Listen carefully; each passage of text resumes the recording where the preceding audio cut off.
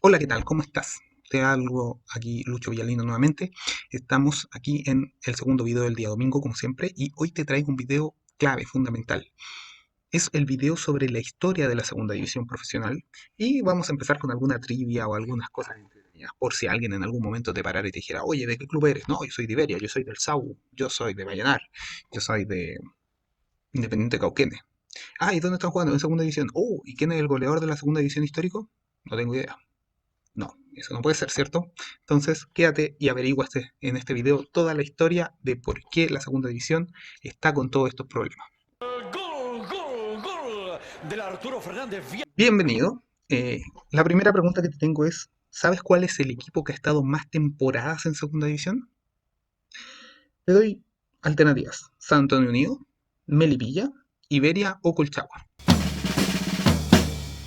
El equipo que ha estado más temporadas en segunda división es San Antonio Unido con un total de 9 temporadas y está desde el 2013 en la división. ¿Cuál es el equipo mejor clasificado en la segunda división? San Antonio Unido, Iberia, Colchagua o Recoleta. Nuevamente, el equipo mejor clasificado es San Antonio Unido, con 380 puntos obtenidos en sus, en sus 9 temporadas en las cuales ha estado en la segunda división. Luego lo sigue Iberia con 256 puntos. A modo de curiosidad, Iberia es el que tiene la mejor diferencia de gol. Tiene una diferencia de gol en esta división de más 77 goles en las 6 temporadas que ha jugado en segunda división en 2 instancias. Y el con peor división se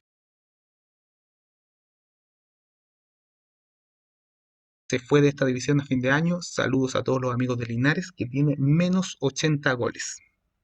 Ahora, ¿quién es el goleador de la segunda división en una sola temporada? Alternativa A, Orellana. Alternativa B, Milton Alegre, Francisco Lara o José Torres. En realidad, el mejor o el mayor goleador en una sola temporada ha sido José Torres en Mayek Unido en la temporada 15-16 con 23 goles en una sola temporada. Ahora, vamos a empezar un poco con la historia de la segunda división. En realidad, en 2011, en noviembre de 2011 finales, se anuncia que va a existir una nueva segunda división. Hasta el momento anterior la estaba primera A, primera B y tercera A inmediatamente. ¿Qué sucedía? Un equipo que bajara de primera B a tercera A perdía la condición de profesional. Por lo tanto, pasaba a ser un equipo amateur. Todos los pases de los futbolistas, por lo tanto, pertenecían al futbolista y el futbolista se podía ir y venderse a precio cero. ¿Ya? Para eso se inventa esta segunda división, la inventa el querido señor Jadwe, ya con mucho, pero mucha controversia, y con 48 votos a favor y 8 en contra, el 22 de noviembre del año 2011 nace la segunda división profesional, se aprueban las bases en un siguiente consejo y se basaba en un pago por ingresos de algunos de los equipos que estaban en tercera A y asociarlo a categorías o a filiales de grandes equipos que tuvieran sus equipos sub-23.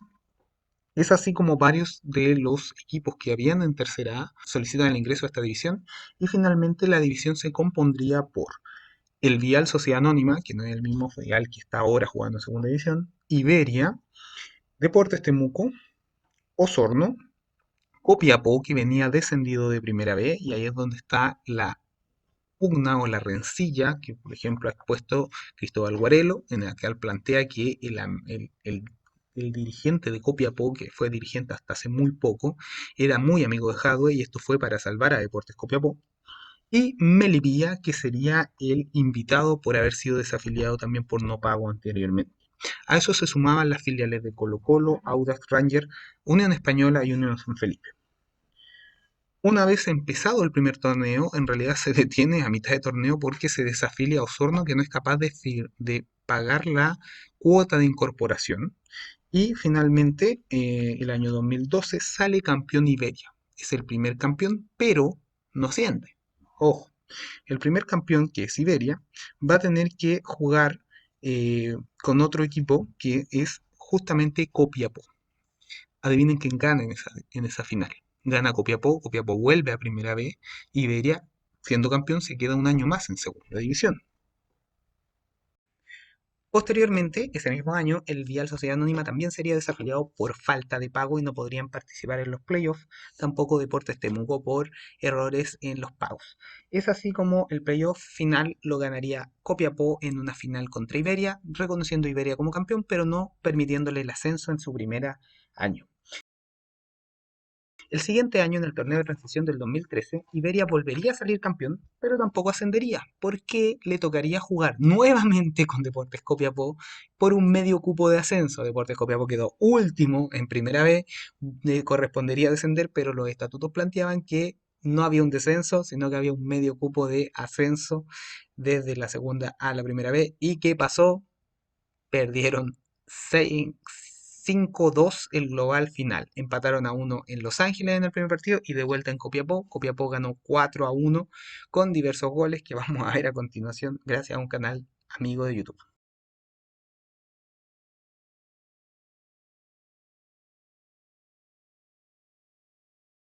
Un plantel completo de profesionales contra un plantel que solo puede tener 5 de estas características. Es poco lo que puede hacer. Y para mí por ahí pasó el resultado. ¡Cuidado! ¡Golazo! El 2013 y 2014 recién Iberia podría salir campeón de la división y ascender finalmente después de un tricampeonato. Yo creo que esto es histórico en cualquier división de ascenso. Un equipo que haya salido 3 años consecutivos campeón y no haya podido ascender ninguno de los 3 años consecutivos. El 2014-2015 saldría Puerto Montt, equipo que no votó a favor de darnos un cupo completo en la división.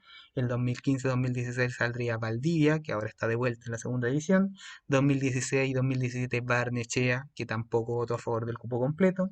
2017 también vendría otra de las grandes controversias de esta división, cuando Vallenar gana la final a penales con un penal mal ejecutado, en el cual se le pide volver a ejecutarlo 3 meses o 2 meses después de que se había terminado la división. Vallenar no se presente, por lo tanto asciende Melipilla.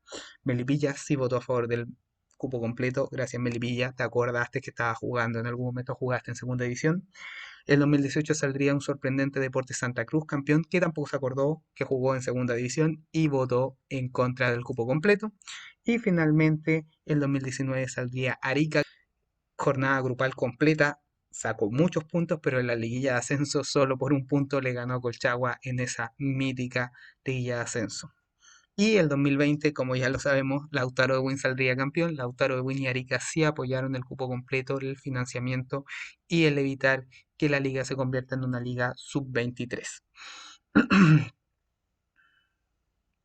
¿Qué otra cosa o qué otro de los grandes controversias ha tenido esta división? Por ejemplo, el año 2015-2016 se hizo famosa por que Valdivia tenía que pagar aproximadamente 2 millones de dólares por poder subir a Primera B, y eso también era una de las importantes eh, trabas que había para poder volver al profesionalismo completo y total y tener garantía de los derechos televisivos. Esa demanda todavía está en el Tribunal de la Libre Competencia. Hasta el momento realiza bastante más bajo. Salah lo bajó a 25.000 UF, que sigue siendo 1 millón de dólares, lo cual es mucho para un equipo que está subiendo desde segunda a primera. Igual los de tercera división, cuando quieren jugar en segunda división, tienen que pagar aproximadamente 35 millones, lo cual creo que no debería ser un prerequisito para ingresar a una división, el tener el dinero. Si se ganó en cancha, la deportividad debería ir primero. Creo que es importante que esta división se creó ya desde que se empezó a crear con controversia. Hay que tener claro que somos la única división, al menos que yo conozco, estuve buscando, pero por ejemplo en España, primera y segunda son profesionales y la tercera es amateur, no la dirigen los mismos que dirigen la primera y segunda. En México, primera y segunda igual es profesional, tercera es un híbrido en la cual se juegan equipos profesionales y juegan equipos amateur. Y de estos dos igual asciende uno. ¿Qué se hizo en grandes países? Se televisó localmente la segunda división. Los derechos televisivos, como no estaban interesados las grandes empresas televisivas en una división tan pequeña, se le entregó derechos televisivos a las empresas locales. Es decir, por ejemplo, SAU TV tiene los derechos televisivos de los partidos del SAU. Y con eso se fue concentrando ingresos en cada uno de los equipos. En el caso de Concepción, que este año estaba Deportes Concepción y Fernández Vial, se podía haber entregado esos derechos televisivos o pagado por los derechos televisivos TVU, que es el canal de Concepción. Creo que es una buena idea, es una opción de aporte, financiamiento, que los derechos televisivos sean propios de los equipos que están participando en segunda división. Creo que podría ser un avance, se podría buscar muchos más patrocinadores y la idea de la transmisión por streaming resultó, yo creo, todo un éxito. Dudo que hayan habido equipos que se hayan ido a pérdida con el streaming, al menos los que tienen grandes hinchadas sí o sí van a tener grandes cantidades de ingresos por streaming. Ahora, ¿qué opinas tú? ¿Cómo podemos resolver el tema de la segunda edición? ¿Cuál crees que será el futuro? ¿Crees que van a morir con este paro en el cual no se va a jugar el 2021 hasta el día de hoy? ¿O crees que esta segunda edición se le va a dar la importancia y la relevancia que debe tener como futbolistas profesionales que están jugando en ella? Yo creo que aquí hay que hacer dos opciones. O desaparecer la segunda división de frentón y volver a una tercera división más grande, o en su defecto generar una división que sea competitiva financieramente y futbolísticamente. El volverla a una división sub-23 no soluciona los problemas futbolísticos porque las divisiones que vienen abajo tienen un corte de edad mayor que lo que sería esta división, por lo tanto no tiene lógica que el fútbol amateur permita jugar jugadores de 24 o 25 años y la segunda división no. Para eso están los torneos juveniles. Tú puedes poner al Colo-Colo sub-20, a la U sub-18, a jugar torneos juveniles que jueguen entre ellos y si alguno de los equipos de segunda división los considera que están a nivel para jugar en segunda división, se va a llamar y se les va a traer de manera de refuerzo. Por lo tanto, así como pasó con Loyola en el Vial, por ejemplo, que es del Colo, pero está a préstamo. ¿Ya? Creo, o Zavala, que venía de Coquimbo, pero estaba a préstamo. ¿Ya? Creo que la opción de volver la liga sub-23 o sub-25 es limitar la jugabilidad de esta liga. Sobre todo si no vas a dar un cupo de ascenso y lo obligas a jugar contra un equipo que no tiene límite de edad, no tiene un límite de extranjeros de 5 contra 1. Y creo que esta es una de las injusticias más grandes de todas las que ha presentado esta división, como el pago, como el tener los peores árbitros, sinceramente, de todas las divisiones aquí arbitrando.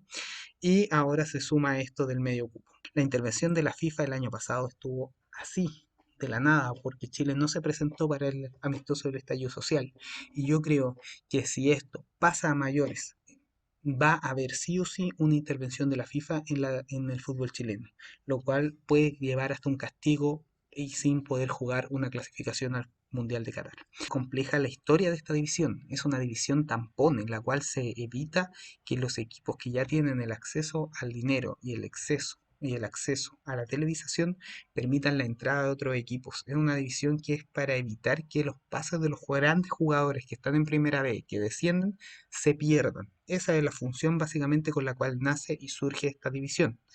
Te leo en comentarios, cuéntame. ¿Conocías la historia de la segunda edición? ¿Conocías quién era el goleador? ¿Conocías que Iberia era el tricampeón que nunca pudo ascender? Si conoces otra historia a nivel mundial de algún tricampeón que nunca haya podido subir, déjamela en comentarios, yo te leo. Nos vemos, chao.